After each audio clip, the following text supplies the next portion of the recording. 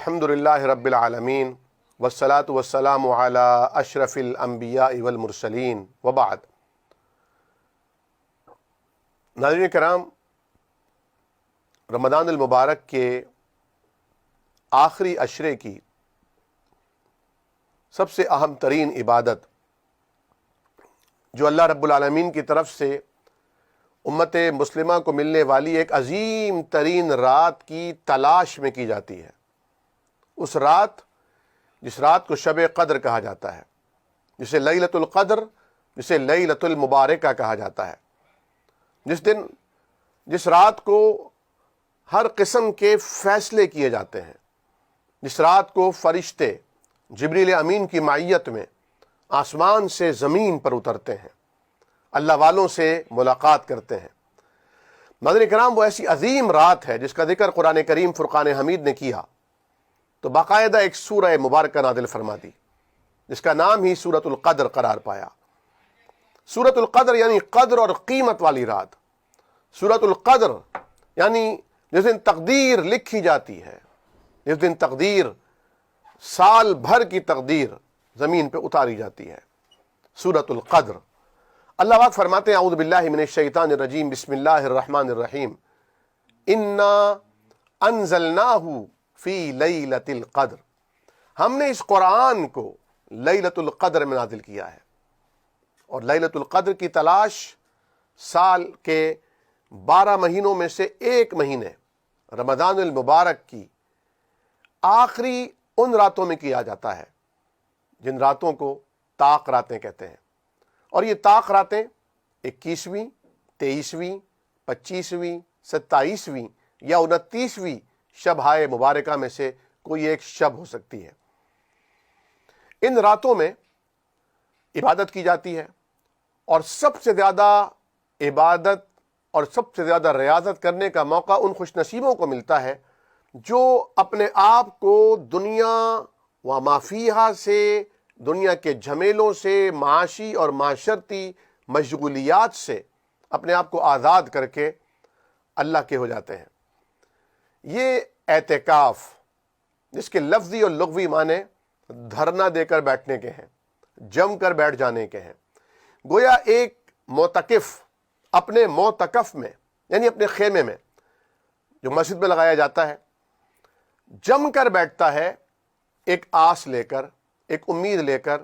ایک یقین لے کر، ایک عزم لے کر، ایک دعا لے کر کہ پروردگار عالم مجھ سے راضی ہو جا۔ یہ عبادت جسے اعتکاف کہتے ہیں، یہ امت محمدیہ ہی کا خاصہ نہیں ہے، بلکہ جس طرح روزہ پچھلی امتوں کے لیے تھا، اعتکاف بھی پچھلی امتوں کے میں تھا۔ چنانچہ قرآن کریم فرقان حمید میں حضرت ابو الانبیاء جناب ابراہیم علیہ السلام اور ہمارے جد امجد ان کے بیٹے جناب اسماعیل علیہ السلام کو اللہ رب العالمین ایک عہد دیتا ہے، ان سے وعدہ لیتا ہے، وَعَهِدْنَا إِلَىٰ إِبْرَاهِيمَ وَإِسْمَاعِيلَ أَن طَهِّرَ بَيْتِيَ لِلطَّائِفِينَ وَالْعَاكِفِينَ وَالرُّكَّعِ السُّجُودِ کہ اے ابراہیم و اسماعیل علیہ السلام، آپ نے میرے اس گھر بیت اللہ کو صاف کرنا ہے، اس کی نظافت کا اہتمام کرنا ہے۔ کن کے لیے؟ اعتکاف کرنے والوں کے لیے، طواف کرنے والوں کے لیے، اعتکاف کرنے والوں کے لیے، اور رکوع اور سجود کرنے والوں کے لیے۔ ایک طرف اعتکاف کے ہونے کا پچھلی امتوں سے ثبوت ملتا ہے، دوسری طرف اعتکاف والوں کی خدمت کے لیے اللہ رب العالمین انبیاء کرام کی ڈیوٹی اور ان کی ذمہ داری لگاتا ہے۔ گویا اعتکاف والوں کی خدمت کرنا، مسجد کو صاف اور ستھرا رکھنا، یہ انبیاء کا منصب ہے، یہ انبیاء کا شیوا اور انبیاء کی ذمہ داری ہے۔ کتنے نصیبوں کی بات ہے ان لوگوں کے لیے، شکر کا مقام ہے جو مسجدوں کی خدمت کرتے ہیں، جو مسجدوں کی نظافت کا اہتمام کرتے ہیں، جو مسجدوں کی ستھرائی اور اس کی صفائی کا اہتمام کرتے ہیں، بالخصوص وہاں نماز پڑھنے والوں اور وہاں اعتکاف کے لیے بیٹھنے والوں کو تعاون اور ان کے لیے سہولیات فراہم کرتے ہیں۔ اس میں وہ لوگ بھی شامل ہیں جو عام طور پر مساجد میں منتظمین ہیں، وہ بھی شامل ہیں جو مساجد کے خدمت گزار ہیں، خدام ہیں، وہ لوگ بھی شامل ہیں جو مساجد کے معاونین ہیں، بالخصوص کوئی بجلی کا بل ادا کر رہا ہے، کوئی گیس کا بل ادا کر رہا ہے، کوئی وہاں کی جو صفیں ہیں انہیں بار بار اپنے ذمے پر دھلوا کر اجلا کر کے پچھانے کی ذمہ داری لیتا ہے۔ علی ھذا القیاس معتکف کون ہے؟ نبی کریم صلی اللہ علیہ وسلم کی یہ سنت متواترہ ہے، تاہم یہ ایسی سنت ہے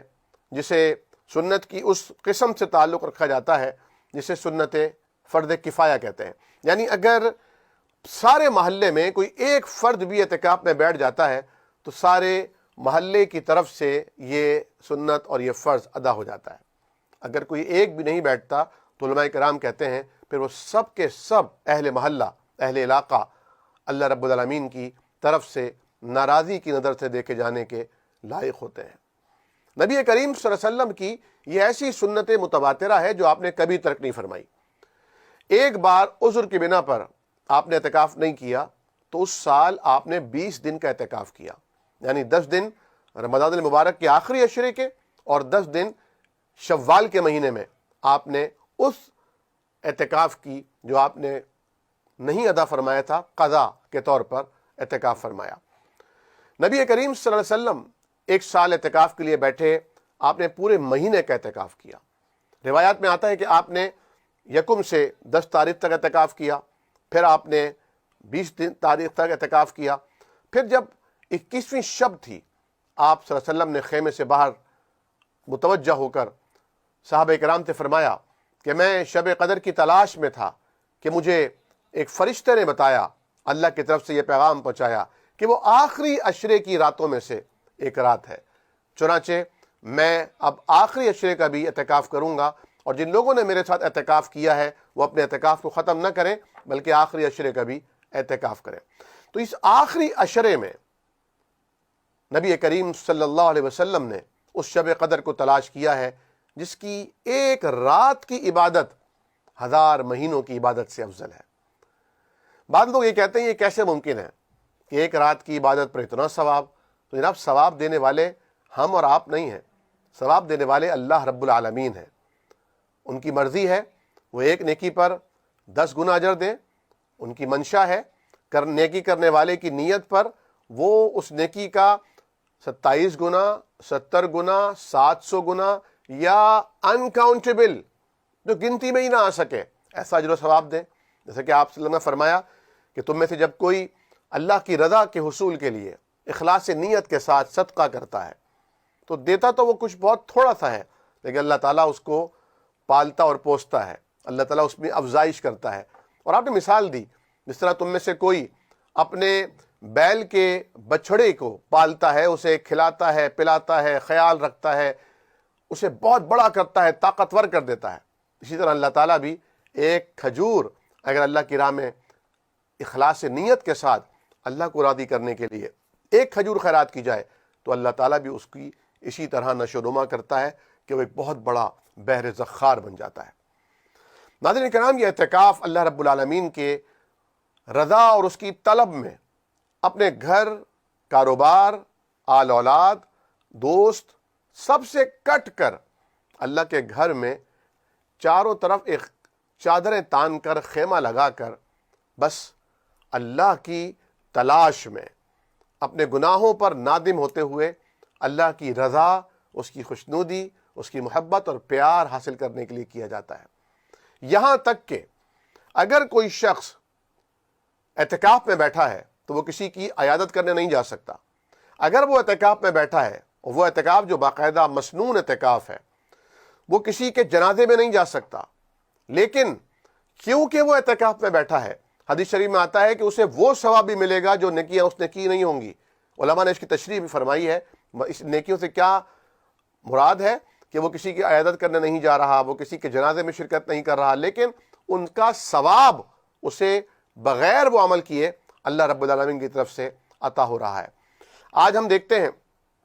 کہ لوگ اعتکاف کو بھی ایک رسم کی طرح نبھا رہے ہیں۔ دوست احباب اپنے دوستوں کے ساتھ اعتکاف میں بیٹھتے ہیں، اور اعتکاف ایک انفرادی عبادت ہے۔ آج اسے اجتماعی عبادت بنا دیا گیا ہے۔ آج بہت سارے لوگ ٹولیوں کی شکل میں بیٹھتے ہیں، لیکن اعتکاف اپنی روح کی جلا حاصل کرنے کے لیے کیا جاتا ہے۔ اعتکاف اپنے گناہوں کو اللہ کے سامنے تنہائی میں پیش کر کے ان پر ندامت کے اشک بہا کے اسے راضی کرنے کے لیے کیا جاتا ہے۔ بعض لوگ اعتکاف اس لیے کرتے ہیں کہ 10 دن مسجد میں رک کر کوئی دین سیکھ لیں گے۔ یہ کلاس روم نہیں ہے، یہ دین سیکھنے کا موقع نہیں ہے، تعلیم کے لیے الگ مواقع ہیں، یہ خالص انفرادی عبادت ہے۔ بلکہ اگر میں اپنے انداز میں اسے آپ کے سامنے پیش کرنا چاہوں تو مجھے اجازت دیجیے کہ یہ ایک عام ٹریننگ نہیں ہے، ایک عام پولیس اہلکار یا ایک عام فوجی ایک عام ٹریننگ حاصل کرتا ہے، لیکن کچھ کمانڈوز ہوتے ہیں، کچھ خاص مشن کے لیے تیار کیے جانے والے کمانڈوز ہوتے ہیں، انہیں خاص ٹریننگ دی جاتی ہے۔ تو ایک عام مسلمان 30 روزے رکھتا ہے، کاروبار بھی کر رہا ہے، حلال کما رہا ہے، اسے اس کا ثواب بھی مل رہا ہے، نماز پڑھ رہا ہے، تلاوت قرآن کر رہا ہے، لیکن اعتکاف کرنے والا اس سے ایک اعلیٰ ڈگری پر، اعلیٰ درجے پر ایک خاص اللہ رب العالمین کا کمانڈو تیار ہو رہا ہے۔ جب آپ اعتکاف کر رہے ہیں، آپ نے اعتکاف کا ارادہ کر ہی لیا ہے، تو اس اعتکاف کو اس طرح کیجئے جس طرح اعتکاف سے وہ مقصود حاصل ہو سکے جو اللہ کے حبیب صلی اللہ علیہ وسلم حاصل فرمایا کرتے تھے، یا آپ نے اپنے صحابہ کرام کو جس کی تلقین اور تعلیم فرمائی ہے۔ اعتکاف میں سب سے زیادہ قرآن کریم سے تدبر اور تفکر کے ساتھ، غور و فکر کے ساتھ تعلق پیدا کرنے کا موقع ملتا ہے۔ اعتکاف میں بہت سارے لوگ اعتکاف میں موبائل فون لے کر چلے جاتے ہیں، اعتکاف میں ویڈیوز بھی دیکھی جا رہی ہیں، اعتکاف میں سوشل میڈیا سے بھی تعلق ہے، بلکہ اکثر ہم دیکھتے ہیں لوگ اپنے اعتکاف میں بیٹھے ہوئے تصویریں شائع کر رہے ہوتے ہیں۔ پھر خاندان کے لوگ باقاعدہ انہوں نے یہ سمجھا ہے کہ گویا اگر کوئی گھر کا فرد یا فیملی کا فرد اعتکاف میں بیٹھا ہے تو اس سے ان 10 دنوں میں جا کر ملنا بہت ضروری ہے، اور اگر کوئی نہیں ملنے جاتا تو کوئی ناراض، اعتکاف میں بیٹھا ہوا شخص ناراض بھی ہو جاتا ہے کہ آپ ہم سے اعتکاف میں ملنے کے لیے کیوں نہیں آئے؟ صاحب آپ یہاں اللہ سے ملنے کے لیے گئے ہیں، اللہ سے خاص تعلق پیدا کرنے کے لیے گئے ہیں، تعلق باللہ کی ان منزلوں کو طے کرنے گئے جس پر ایک عام آدمی ابھی ان کے بارے میں تصور بھی نہیں کر سکتا۔ تاہم کچھ نفلی اعتکاف کی بھی قسمیں ہوتی ہیں۔ مثال کے طور پر ایک واجب اعتکاف وہ بھی ہے کہ اگر کسی نے کوئی نظر مانی ہے کہ اگر میرا اللہ کریم آپ نے یہ کام کر دیا تو میں 2 دن کا، 3 دن کا، 4 دن کا یا 1 دن کا اعتکاف کروں گا، فبہا آپ نے وہ لازمی نظر پوری کرنی ہوگی۔ لیکن ایک نفلی اعتکاف یہ ہے کہ آپ کچھ راتوں کے لیے آخری کی 3 راتیں اعتکاف میں بیٹھ جاتے ہیں، یا آپ 1 دن اعتکاف کر لیتے ہیں، یا تو یہ نفلی اعتکاف ہے، یہ مسنون اعتکاف نہیں ہے۔ مسنون اعتکاف وہی ہے کہ آپ جو 20 رمضان المبارک ہے، جو 21 رمضان کی یعنی عصر سے 20 رمضان کی عصر سے پہلے پہلے آپ مسجد میں پہنچ جائیے اور رات آپ گزاریے مسجد کے اندر، اور پھر فجر ادا کر کے آپ اپنے معتکف میں چلے جائیے۔ اعتکاف اس مسجد میں کیا جانا علماء کرام نے ضروری قرار دیا ہے جس مسجد میں کم از کم کچھ نمازیں باجماعت ضرور ہوتی ہوں۔ افضل یہی ہے کہ جہاں ساری نمازیں باجماعت ہوتی ہیں، جہاں جمعہ بھی ہوتا ہے، اس مسجد میں اعتکاف کیا جائے۔ لیکن میں پھر عرض کروں گا کہ اعتکاف کا مقصود حاصل کرنے کے لیے وہ تخلیہ، وہ تنہائی، وہ خلوت ضروری ہے کہ جہاں عام لوگوں کی، عوام الناس کی وہ آمد و رفت نہ ہو جس طرح عام طور پر لوگ ایک دوسرے سے میل جول رکھتے ہیں، بات چیت کرتے ہیں، ملاقاتیں کرتے ہیں۔ ناظرین کرام، مجھے بچپن میں اپنے بزرگوں کو، اپنی خالہ جان کو اعتکاف میں اعتکاف کرتے ہوئے میں نے انہیں دیکھا ہے، اور میں نے یہ مشاہدہ کیا کہ وہ لوگ السلام علیکم وعلیکم السلام سے زیادہ بات چیت بھی نہیں کیا کرتے تھے، بلکہ بسا اوقات تو ایسا ہوتا تھا کہ بعض لوگ معتکفین کو جب کھانا پیش کرتے تھے تو وہ اعتکاف کے نیچے سے، یعنی جو پردہ لگا ہے اس کے نیچے سے وہ پلیٹ یا ٹرے آگے کر دی جاتی تھی اور واپس کھانا نوش فرما کر اسے باہر کر دیتے تھے۔ لیکن آج جب میں دیکھتا ہوں کہ باقاعدہ طور پر اگرچہ بہت ذوق اور شوق بھی نظر آتا ہے اور یہ اچھی بات ہے، لیکن بہرحال عبادت ایک الگ چیز ہے۔ جس طرح نماز ہے کہ نماز میں جب آپ اللہ اکبر کہہ کے نیت باندھ لیتے ہیں، اس وقت سے لے کر سلام پھیرنے تک، السلام علیکم ورحمۃ اللہ، السلام علیکم ورحمۃ اللہ، دائیں بائیں سلام پھیرنے تک آپ کسی سے بات چیت نہیں کر سکتے۔ کوئی آپ سے دینی مسئلہ پوچھتا ہے، آپ اس کا جواب بھی نہیں دے سکتے۔ بالکل اسی طرح کچھ عبادات کے کچھ تقاضے ہوتے ہیں. جس طرح روزے کی حالت میں اگر کوئی آپ کو دودھ پیش کرتا ہے تو آپ نہیں پیئیں گے، بالخصوص اگر وہ فرض روزہ ہے. اگر کوئی آپ کو آب زمزم پیش کرتا ہے تو آپ کہیں گے بھائی میرا روزہ ہے. اگرچہ نفلی روزے کے بارے میں آیا ہے، کیونکہ صحابہ کرام کئی دن بھوکے ہوتے تھے اور اس بھوک اور پیاس کی شدت کو وہ روحانی تجلی کی بنا پر کم کرنے کے لیے روزہ رکھ لیا کرتے تھے، جو نفلی روزہ ہوتا تھا. تو حضور کریم صلی اللہ علیہ وسلم نے فرمایا کہ جب تم کسی کے پاس جاؤ اور تمہارا روزہ نفلی روزہ ہو اور تمہیں کھانا پیش کرے تو اپنا روزہ توڑ دیا کرو، اس کا کوئی کفارہ نہیں، تم کھانا کھا لیا کرو. لیکن اگر فرض روزہ ہے اور کوئی آب زمزم پیش کرے، دودھ پیش کرے، کھجور پیش کرے اور ابھی غروب آفتاب نہیں ہوا، ابھی روزہ ختم نہیں ہوا، تو آپ کیا کہیں گے کہ یہ حلال چیز ہے تو میں کھا لوں؟ نہیں، اس وقت یہ ممنوع ہو چکی ہے. بالکل اسی طرح اعتکاف کے بھی کچھ تقاضے ہیں، اعتکاف کے بھی کچھ داعیے ہیں، اعتکاف کی بھی کچھ کنڈیشنز ہیں، اعتکاف کی بھی کچھ باؤنڈریز ہیں، کچھ حدود ہیں جن کا خیال رکھنا ہم سب کے لیے لازم اللزوم ہے. اگر ہم یہ خیال نہیں رکھتے اور اعتکاف کو بھی ہم ایک کلاس روم بنا دیتے ہیں یا اعتکاف کو بھی ہم ایک مجلس اور ہم ایک محفل کا درجہ دے دیتے ہیں، تو ناظرین کرام یہ اعتکاف رسماً تو اعتکاف ہوگا لیکن شاید اصلاً یہ وہ اعتکاف نہیں ہو پائے گا جس اعتکاف کو اللہ رب العالمین نے اتنی فضیلت بخشی ہے. روایات میں اس کی بڑی فضیلتیں آتی ہیں. ان روایات میں اگرچہ فنی اعتبار سے علماء حدیث نے کچھ سقم بھی بیان فرمائے ہیں، ضعف کا بھی تذکرہ کیا ہے، لیکن چونکہ فضائل میں ضعف روا رکھا جاتا ہے، چنانچہ میں ان بعض روایات میں سے آپ کی خدمات میں اشارتاً یہ عرض کرنا چاہوں گا. حضور کریم صلی اللہ علیہ وسلم نے فرمایا کہ جس نے ایک رات کا اعتکاف کیا، اس کے اور جہنم کے درمیان 3 خندقوں کا فاصلہ کر دیا جائے گا. اور ایک خندق کے درمیان کتنا فاصلہ ہوگا؟ جتنا زمین اور آسمان کا فاصلہ ہے. ایک روایت میں آتا ہے کہ جس نے اعتکاف کیا رمضان المبارک کی 10 راتوں کا، اسے 1 حج اور 2 عمروں کا ثواب عطا ہوتا ہے. لیکن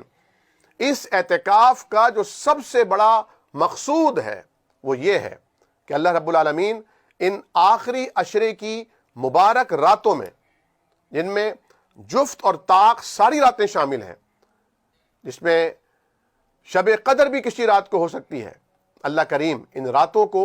حاصل کرنے کے مواقع عطا فرماتا ہے. 24 گھنٹے اللہ کے گھر میں رہنے سے جو روحانی تجلیات حاصل ہوتی ہیں، قرآن کریم کو غور و فکر سے تلاوت کرنے اور قرآن کریم کو سمجھنے کی کوشش سے جو دل و دماغ کے بند دریچے کھلتے ہیں، 5 نمازیں تکبیر اولیٰ کے ساتھ پڑھنے سے اللہ کا جو قرب حاصل ہوتا ہے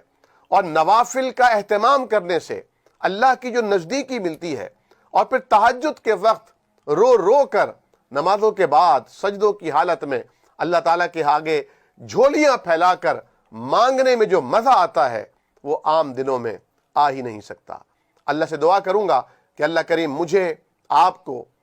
دیکھنے والوں کو، اہتمام کرنے والوں کو اللہ تعالیٰ اعتکاف کا یہ موقع ضرور عطا فرمائے. بلکہ ایک قدم آگے بڑھ کر ہم یہ بھی دعا کریں گے کہ اللہ کریم ہمیں اور آپ کو، ہمارے والدین، ہمارے آل اولاد، ہمارے دوست اور احباب کو، ہماری طالبات اور ہمارے اسٹوڈنٹس کو اللہ رب العالمین کم از کم زندگی میں ایک اعتکاف تو کعبہ میں اور ایک اعتکاف مسجد نبوی میں ضرور ضرور عطا فرما دے، کیونکہ وہاں کی جو کیفیات ہیں ان کا مقابلہ دنیا کے کسی خطے اور دنیا کے کسی حصے کی کوئی زمین، کوئی مسجد بھی شاید نہیں کر سکتی ہے. سبحانک اللہم و بحمدک، نشہد ان لا الہ الا انت، نستغفرک و نتوب الیک، وآخر دعوانا ان الحمد للہ رب العالمین، والسلام علیکم ورحمۃ اللہ وبرکاتہ.